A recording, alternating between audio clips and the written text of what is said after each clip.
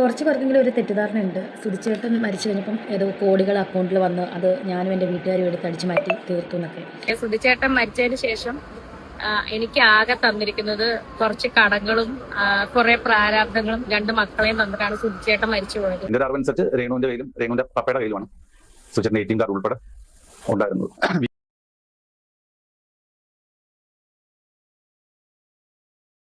കുറച്ച് പേർക്കെങ്കിലും ഒരു തെറ്റിദ്ധാരണയുണ്ട്. സുധിച്ചേട്ടൻ മരിച്ചു കഴിഞ്ഞപ്പം ഏതോ കോടികൾ അക്കൗണ്ടിൽ വന്ന് അത് ഞാനും എൻ്റെ വീട്ടുകാരും എടുത്ത് അടിച്ചു മാറ്റി തീർത്തു എന്നൊക്കെ. ഒരിക്കലുമല്ല, ഒരു കോടികളും വന്നിട്ടില്ല.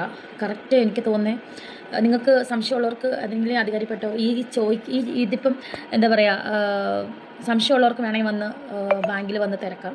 എത്ര രൂപയാണ് വന്നെന്നും കാര്യങ്ങളൊക്കെ ബാങ്കിലുണ്ടല്ലോ. അത് വന്നത് 75,000 രൂപ കറക്റ്റ് വന്നു. അതിന് 69 രൂപയാണെന്ന് തോന്നുന്നു. അതിന് നമ്മളൊരു ബൈക്ക് മേടിച്ചായിരുന്നു, ഒരു മഞ്ഞ കളറിലൊരു ബൈക്ക്. ഞാനും ഞങ്ങളെല്ലാവരും കൂടി ചെന്നാണ് കിച്ചന് മേടിച്ച് കൊടുത്തത്. കിച്ചന് പറയാൻ ഞങ്ങൾക്ക് എല്ലാവർക്കും അറിയാം.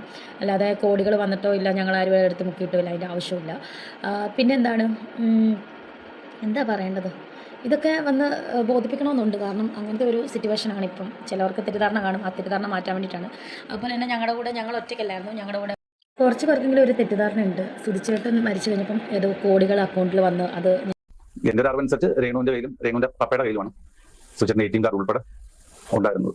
വീണയും സുധിച്ചേട്ടനും തമ്മിൽ ഒരുപാട് ഞാൻ ഇവർ രണ്ട് പേർക്കും സംസാരിച്ചതെന്നല്ല മനസ്സിലാക്കുന്നത് ഒരു പെൺകൊച്ചിന്റെ കാര്യമാണ്. പിന്നീട് ഇവർ തമ്മിൽ പിരിഞ്ഞതിന് ശേഷമാണ് അത് രേണുവാണെന്ന് ഞാൻ അറിയുന്നത്. കാരണം മരണത്തിന്റെ അന്ന് ബോഡി അവരുടെ വീട്ടിൽ നിന്ന് ഇറങ്ങിയപ്പോൾ ആ വീട്ടിൽ നിന്ന് ഇറങ്ങിയത്. പിന്നീട് അങ്ങോട്ട് എനിക്ക് പോകാൻ തോന്നില്ല. സത്യം പറഞ്ഞാൽ ഈ രേണു വന്നില്ലെങ്കിൽ സുധിച്ചേട്ടന്റെ മരണം നടക്കുമ്പോൾ കൂടെ ഉണ്ടായിരിക്കേണ്ടത് എന്റെ പേര് കൊല്ലം സുധീനാണ്. ഞാൻ മരിച്ചാലും എന്നെ കൊല്ലത്താണ് അടക്കേണ്ടത്. ഈ ഒരു ഇത് അറിയാവുന്ന എല്ലാ സുഹൃത്തുക്കളും കൂടെ അന്ന് ഈ സുധിച്ചേട്ടന്റെ ബോഡി കൊല്ലത്ത് കൊണ്ടുവന്നതും പ്രശ്നം ഉണ്ടാക്കി. സുധിച്ചേട്ടൻ ആള് നോർമലി നല്ല കുടിയുണ്ട്, നല്ലതെന്ന് വെച്ചാൽ അത്യാവശ്യം കുടിയുണ്ട്. പിന്നെ എന്ന് പറഞ്ഞാൽ സുധിച്ചേട്ടൻ കിച്ചുവിന് ഒരുപിടി പൈസ ചിലവാക്കുന്നുണ്ടായിരുന്നു. എന്ന് വെച്ചാൽ ബാക്കി ആരെക്കാളും സുധിച്ചേട്ടൻ എന്ന് പറഞ്ഞാൽ ബാക്കി എത്ര ഇത് എന്ന് പറഞ്ഞാൽ ഇപ്പം എൻ്റെ ഒരു കാഴ്ചപ്പാടിൽ സുധിച്ചേട്ടന് വൈഫിനെക്കാട്ടിയും കൂടുതൽ കിച്ചുവിനോടായിരുന്നു പ്രിയ. കിച്ചു ഉണ്ടെങ്കിലേ സുധിച്ചേട്ടൻ എന്ത് കാര്യം നടക്കും. അപ്പം സുധിച്ചേട്ടൻ ചിലവാക്കുന്നതിൽ പകുതി കാശും കിച്ചിന് വേണ്ടിയാണ്, ബാക്കി വീട്ടിൽ കൊടുക്കും, കുറച്ച് പുള്ളി അതിന്. പക്ഷേ ഈ സാമ്പത്തിക ഇടപാട് സുധിച്ചേട്ടൻ എത്രയും പ്രശ്നങ്ങളില്ലായിരുന്നു.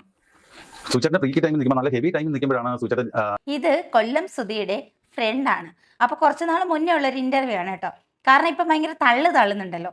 ദുബായി പോയിട്ട് വന്നുടനെ പറഞ്ഞത് സുധിച്ചേട്ടൻ എനിക്ക് തന്നത് കുറേ കടങ്ങളും പ്രാരാബ്ദങ്ങളുമാണെന്നാ. അപ്പോൾ ആ ഒരു വീഡിയോ കണ്ടപ്പോൾ ഈ സുഹൃത്ത് പറഞ്ഞ ആ ഒരു വീഡിയോയെ കുറിച്ചിട്ട് ഓർമ്മ വന്നു. അതുകൊണ്ടാണ് കേട്ടോ ഈ ഒരു വീഡിയോ ഞാനിവിടെ അപ്ലോഡ് ചെയ്യുന്നത്. അപ്പോൾ രേണു സുധി പറയുന്ന ആ ഡയലോഗ് നിങ്ങളൊന്ന് കേട്ട് നോക്കിയേ.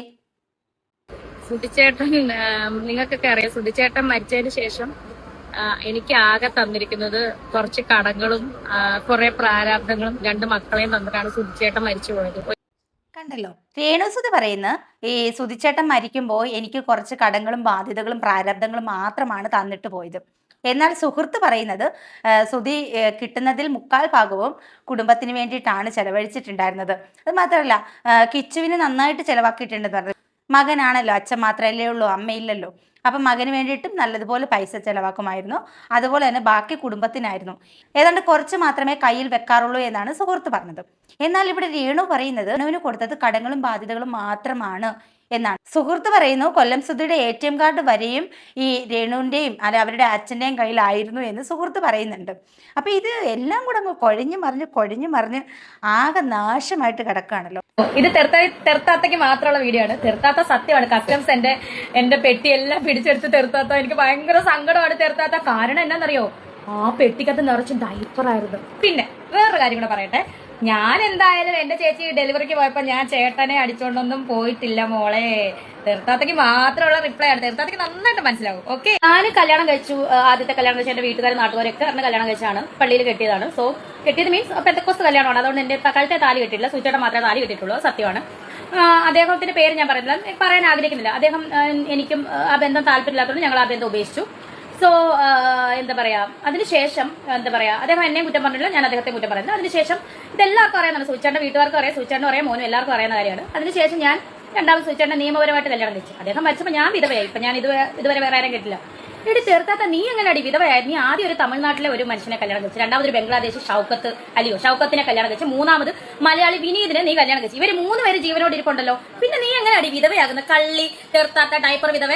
അഹങ്കാരത്തിന് കയ്യും കാലും വെച്ചൊരു സാധനം, അതാണ് ഈ സ്ത്രീ. ഇവരുടെ വർത്തമാനം നിങ്ങൾ കേട്ടോ? എത്ര അഹങ്കാരത്തോടെയാണ് ഈ സ്ത്രീ സംസാരിക്കുന്നത്. ഇവരോട് ആൾക്കാർക്ക് കുറച്ച് സ്നേഹവും സിമ്പതിയും സഹതാപവും ഒക്കെ ഉണ്ടായിരുന്നു. ഒരു വിധവയാണ് എന്നൊക്കെ വെച്ചിട്ട്. സത്യം പറഞ്ഞാൽ ഇവരുടെ പ്രവൃത്തി കൊണ്ട് തന്നെയാണ് അതൊക്കെ ഇല്ലാതാവുന്നത്. ഇപ്പം ഇവരാരെയാണ് ഈ ഡയപ്പർ വിധവയെന്ന് വിളിക്കുന്നത്? ആരെയാണ്?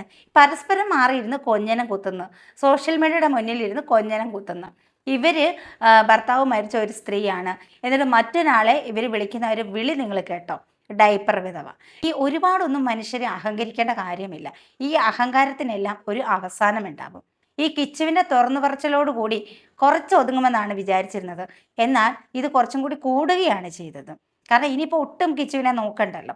കിച്ചു എന്ത് വിചാരിക്കും, എന്ത് കരുതും എന്നും കൂടി വിചാരിക്കണ്ടല്ലോ. ഇനിയിപ്പോൾ സ്വന്തം ഇഷ്ടത്തിന് എന്തുമാകാം. അതുകൊണ്ടായിരിക്കും ഇപ്പം കുറച്ചും കൂടി അഹങ്കാരം വെച്ചത്. സത്യം പറഞ്ഞാൽ കിച്ചു രക്ഷപ്പെട്ടെന്നേ ഞാൻ പറയത്തുള്ളൂ. ഈ സ്ത്രീയുടെ കയ്യിൽ നിന്നും കിച്ചു രക്ഷപ്പെട്ടെന്നേ ഞാൻ പറയത്തുള്ളൂ. കിച്ചു എന്തായാലും ഇതൊക്കെ തുറന്ന് പറഞ്ഞത് കൊണ്ട് തന്നെ കിച്ചുവിന് ഇനി കിച്ചുവിൻ്റെ കാര്യം നോക്കി ജീവിക്കാം. ഈ സ്ത്രീയുടെ ഈ നാണംകെട്ട കാര്യങ്ങളൊന്നും ഇനി കിച്ചുവിനെ ബാധിക്കത്തില്ല.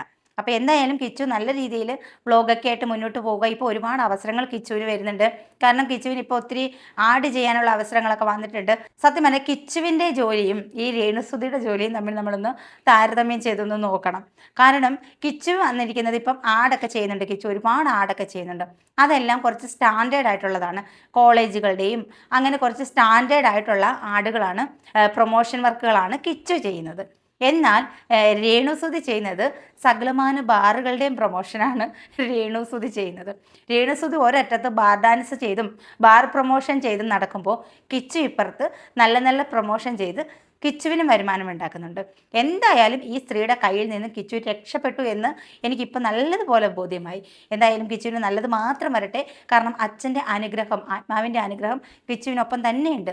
അതുകൊണ്ടാണ് കിച്ചുവിന് ഇപ്പം ഇങ്ങനെ ഒരു തുറന്നു പറച്ചിൽ നടത്താൻ തന്നെ കാരണമായത്.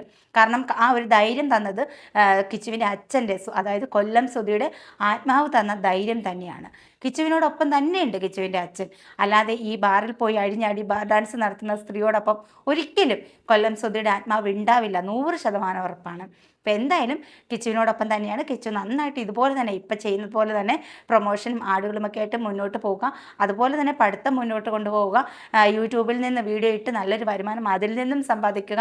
എല്ലാവിധ ആശംസകളും ഈ കേരളത്തിലെ ഒരുപാട് അമ്മമാരുടെ അനുഗ്രഹങ്ങളും കിച്ചുവിനുണ്ട്. അപ്പോൾ ഈ ഒരു വീഡിയോയെക്കുറിച്ചിട്ട് നിങ്ങളുടെ അഭിപ്രായം കൂടി നിങ്ങൾ കമൻറ്റ് ചെയ്യുക. അപ്പോൾ അതുപോലെ തന്നെ ലൈക്കും ചെയ്ത് സപ്പോർട്ട് ചെയ്യുക. ഹൈപ്പ് ചെയ്യാനും കൂടി മറക്കരുത്. മറ്റൊരു വീഡിയോ ആയിട്ട് വീണ്ടും കാണാം. ടാറ്റാ.